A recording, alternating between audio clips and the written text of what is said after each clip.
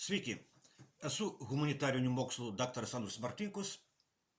Tęsime mūsų pamąstymus apie kintantį pasaulį ir apie Lietuvos valstybės, lietuvių tautos vietą šitame kintančiame pasaulyje. Dėkoju Laimonui už kanalo parėmimą. Dėkoju už tai, kad žiūrite, už tai, kad komentuojate, už tai, kad prenumeruojate. Kągi, naujieji metai prasidėjo audringai.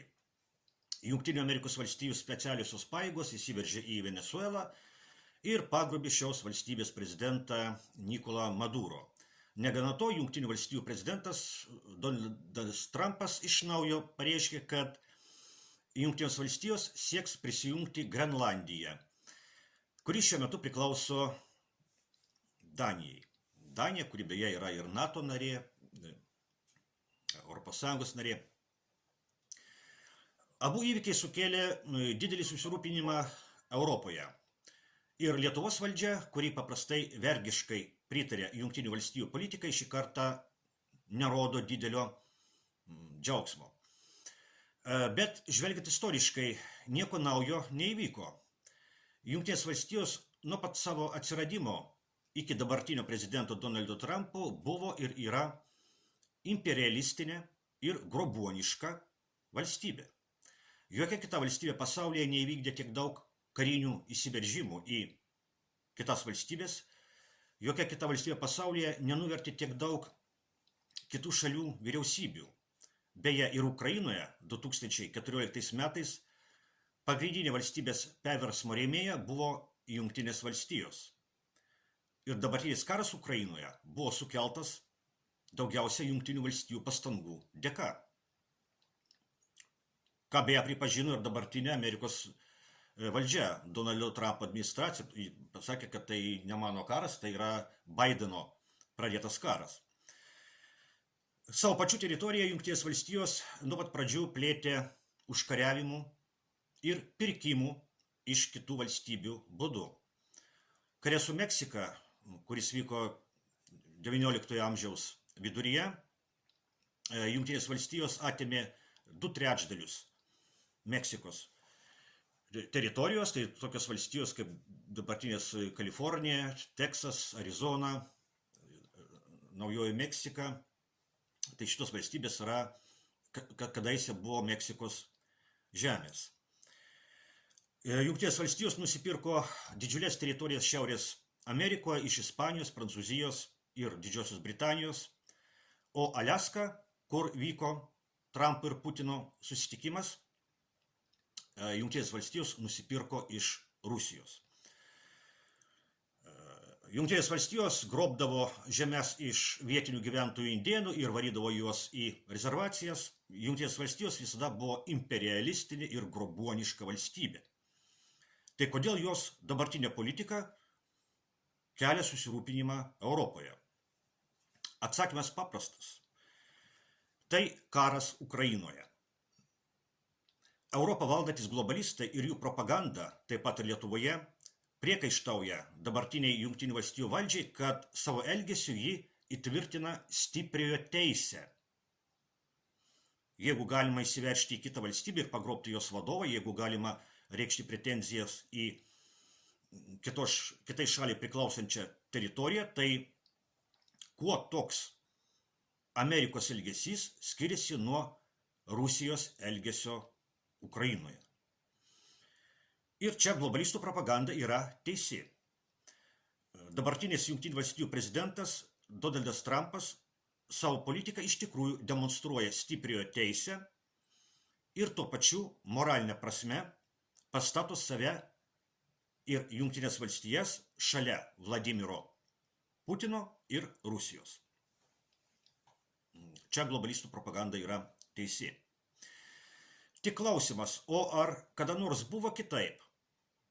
Ar kada nors buvo taip, kad galiojo ne stipriojo, o silpnojo teisė? Ir štai čia globalistų propaganda įžūliai ir ciniškai meluoja. Demonstruodama stipriojo teisę, dabartinė Jungtinių valstijų valdžia, kaip ir dabartinė Rusijos valdžia, elgiasi taip, kaip visada buvo elgiamasi pasaulio politikoje. Žlugus Tarybų socialistinių respublikų sąjungai, Jungtinės Amerikos valstijos liko vienintelė supervalstybė pasaulyje. Nusilpusi Rusija ir dar nepakankamai galinga Kinija buvo nepajėgios sudaryti rimtą konkurenciją Jungtinėms valstijoms ir jų vadovaujamų vakarų galiai. Todėl Jungtinės valstijos ir jų vadovaujimo vakarai nevaržomai vadovavosi stipriojo teise, nes jie buvo stipriausi pasaulyje. Jie buvo stipriausi ir darė tai, ką norėjo. Jie ėjo, kur norėjo, bombardavo, ką norėjo, vertė valstybių valdžias, kur tik norėjo. Prisiminkime Jugoslaviją, Afganistaną, Iraką, Libiją, Siriją. Rusija ir Kinija protestavo prieš tokį Jungtinių valstijų ir jų vakarų sąjungininkų elgesį. Rusija ir Kinija protestavo prieš tokį tarptautinės teisės laužymą, bet vakarai tęsė tarptautinės teisės laužymą, nes naudojusi savo kaip stipriojo teisę. Prisiminkime, kaip Jungtinės valstijos ir jų sąjungininkai, pažeisdami tarptautinę teisę, atplėšė nuo Serbijos jos valstybingumo lopšį, Kosovą, ir pripažino jie atskirą valstybę. Rusija ir Kinija protestavo, sakė, kad tai sukelia precedentą ir gali pasikartoti kitose pasaulio vietose. Ir aš pats apie tai rašiau tuo metu. Ir taip ir atsitiko jau po 1 metų, kai Rusija po karo su Gruzija pripažino Abchazijos ir Pietų Osetijos atsiskyrimą nuo Gruzijos. Šitą karą beje išprovokavo globalistų statytinis tuometinis Gruzijos prezidentas Sakašvilis, kuris dabar už savo nusikaltimus sėdi Gruzijos kalėjime. Būtų gerai, kad daug tokių globalistų statytinių ir kitose valstybėse sėdėtų savo valstybių kalėjimuose. Po TSRS žlugimo Jungtinės valstijos ir jų vadovaujamas NATO karinis blokas naudojosi savo stipriojo teisę ir nekreipė dėmesio į Rusijos prieštaraujimus, kai NATO keliomis bangomis plėtėsi į rytus ir vis labiau artėjo prie strateginių Rusijos centrų. Šitas Jungtinių valstijų ir jų vadovaujamų vakarų naudojimasis stipriojo teisę savo viršūnę pasiekė Ukrainoje 2014 metais Maidano valstybės perversme. Priminsiu, kad verčiant teisėtą Ukrainos valdžią aktyviai dalyvavo ir Lietuvos režimas. Vytautas Landsbergis prieš minią Kijeve rusiškai šaukė: "Создайте Майдан по всей Украине." Sukurkite Maidaną visoje Ukrainoje. Rusija nebegalėjo nereaguoti ir Jungtinių valstijų vadovaujamų vakarų stipriojo teisei priešpriešino savo stipriojo teisę taip, kaip mokėjo ir galėjo. Rusija surengė referendumą Kryme ir jį prijungė prie Rusijos. Rusija įsitraukė į pilietinį karą Donbase ir palaikė prorusiškus sukilėlius. Pagaliau 2022 m. vasario 24 d. Rusija pradėjo didelio masto karinę operaciją Ukrainoje, kurioje vakarų globalistų ir Rusijos stipriojo teisės susikovė didžiausiame kare Europoje po Antrojo pasaulinio karo pabaigos. Šitas karas dėja tęsiasi iki šiol. Tačiau Donaldui Trumpui laimėjus prezidento rinkimus Jungtinėse valstijose, vakaruose įvyko skilimas. Jungtinėse valstijose laimėjo tradicinio Jungtinių Amerikos valstijų imperializmo šalininkai. Tradicinio imperializmo šalininkai. Šitas tradicinis Jungtinių Amerikos valstijų imperializmas dažnai siejamas su vadinamąja Monroe doktrina. Jamesas Monroe buvo 5. Jungtinių Amerikos valstijų prezidentas, valdęs XIX amžiaus 3-ame dešimtmetyje. Monroe doktrinos esmė yra ta, kad Jungtinių valstijų gyvybinių interesų sfera yra visas vakarų pusrutulis. Monroe laikais Jungtinės valstijos buvo dar jauna valstybė, netokia galinga kaip dabar. Monroe doktrinos esmė yra tai, kad Europa turi nesikišti į Šiaurės ir Pietų Amerikos reikalus, o Jungtinės valstijos nesikiša į Europos reikalus. Ir Donaldo Trumpo politikoje daug kas mato Monroe doktrinos elementų atgimimą. Pirmieji šių metų Jungtinių valstijų veiksmai panašus į Monroe doktrinos atgimimo ženklus. Pietų Amerikoje matome operaciją Venesueloje, o Šiaurės Amerikoje Trumpas vėl kalba apie Grenlandiją.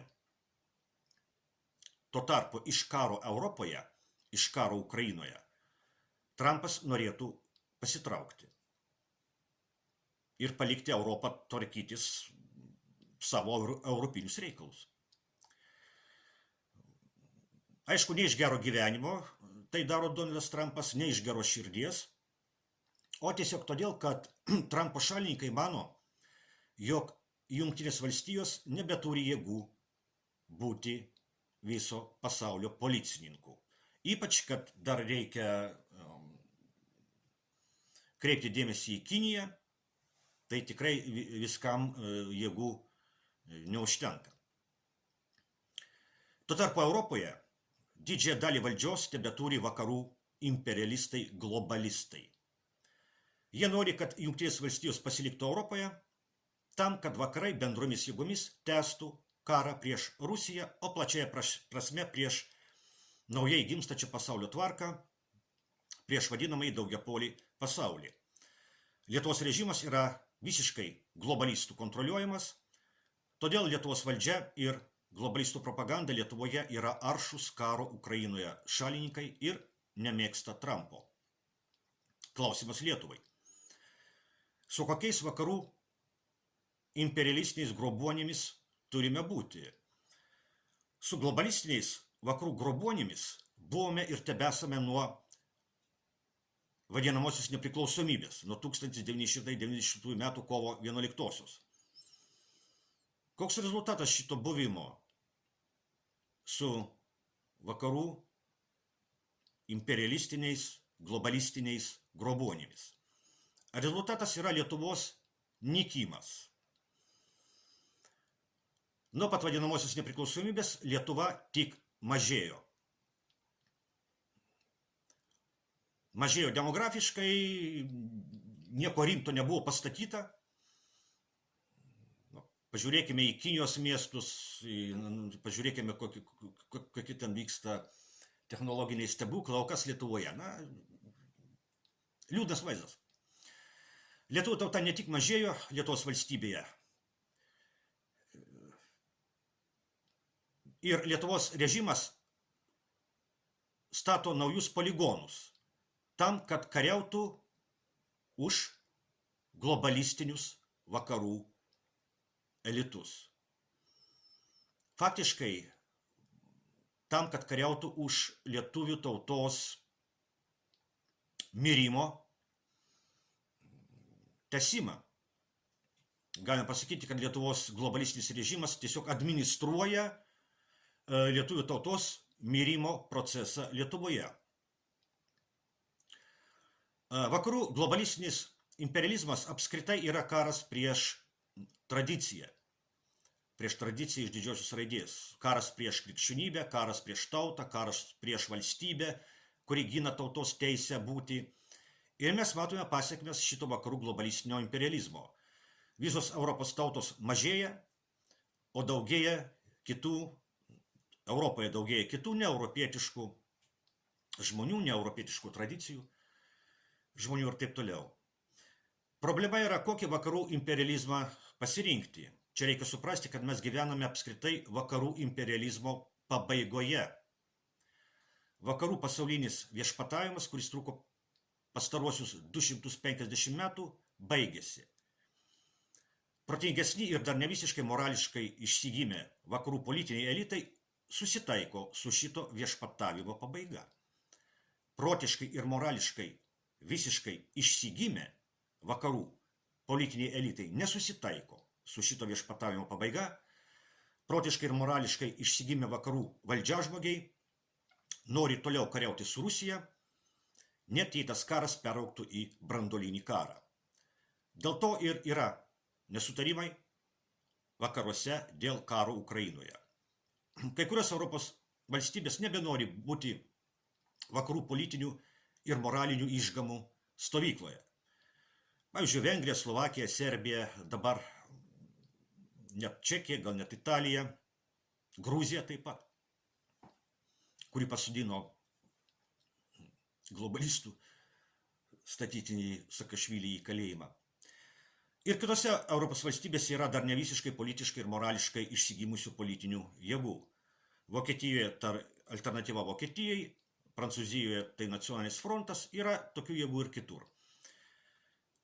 Lietuvoje dėja stabiliai ir tvirtai pozicijas laiko vakarų globalistinis gaivalas, kuris Lietuvoje dar vadinamas landsbergizmu. Lietuva dėja tvirtai